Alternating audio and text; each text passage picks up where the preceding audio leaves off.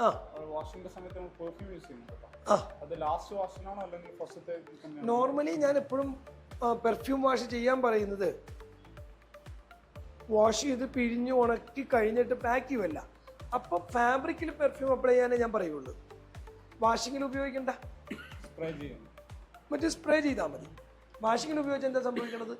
Automatic ഈ washing മെഷീൻ്റെ ഈ വെള്ളത്തിൽ, ഇത്രയും വെള്ളത്തിൽ ചേരുന്ന അത്രയും ഡ്രോപ്പ് നിങ്ങൾ ഉപയോഗിക്കണ്ടേ? ചിലപ്പോൾ ആ വെള്ളത്തിൻ്റെ ഡ്രോപ്പിന് ഈക്വലൻ്റ് ആയിട്ട് ഇതിലേക്ക് പെർഫ്യൂം വരണമെങ്കിൽ പെർഫ്യൂമിൻ്റെ അളവ് കൂടും.